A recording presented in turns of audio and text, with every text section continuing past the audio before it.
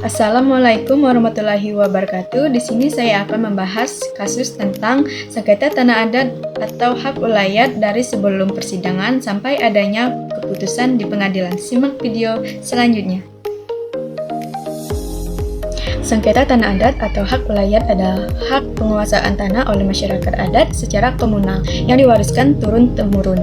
Masalah muncul ketika hak tersebut tidak diakui negara, terutama jika kesatu tanah adat belum memiliki sertifikat. Kedua, pemerintahan memberi izin pengelolaan kepada perusahaan, perkebunan atau tambang. Ketiga, batas wilayah adat tidak terdokumentasi. Contoh perkara atau kasus nyata. Kasus masyarakat adat suku Dayak versus perusahaan perkebunan sawit di Kalimantan. Pokok konflik pertama, perusahaan memiliki HGU, hak guna usaha yang diterbitkan pemerintah. Kedua, masyarakat adat mengklaim tanah tersebut adalah wilayah ulayat. Ketiga, tanah dipakai sebagai hutan adat dan sebagai sumber hidup warga. Keempat, terjadi penyerobatan tanah, pembersihan lahan, dan kriminalisasi warga.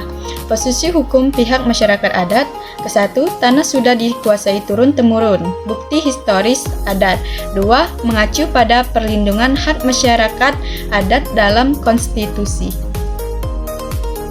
Landasan hukum keterkaitan. Pertama, pasal 18D ayat 2 Undang-Undang Dasar 1945 pengakuan dan penghormatan terhadap masyarakat adat. Kedua, pasal 3 UU PA 1960.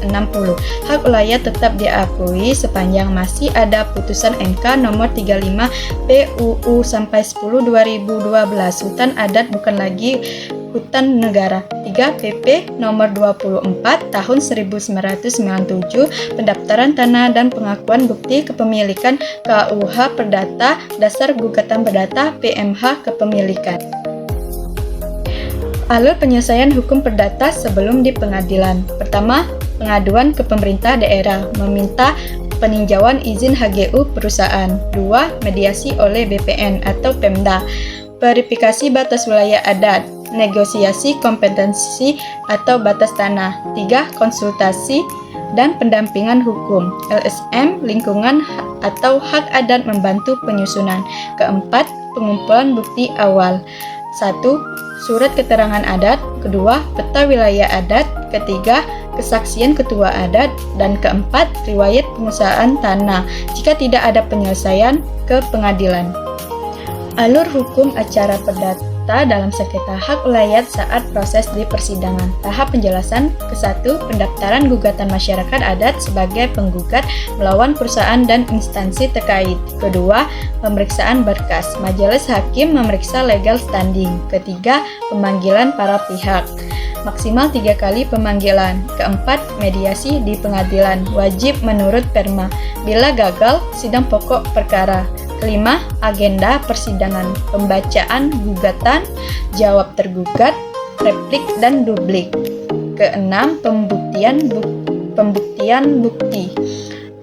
Bukti surat, saksi, ahli adat, peta wilayah, sejarah adat. Ketujuh, kesimpulan. Kedua pihak menyerahkan kesimpulan tertulis. Terakhir, putusan hakim. Hakim menilai kepemilikan dan legalitas HGU. Kemungkinan keputusan pengadilan. Putusan dampak. Mengabulkan gugatan masyarakat adat, tanah dikembalikan, HGU dibatalkan. Menolak gugatan tanah, tetap untuk perusahaan, perdamaian ditetapkan hakim, pembagian wilayah atau kompensasi.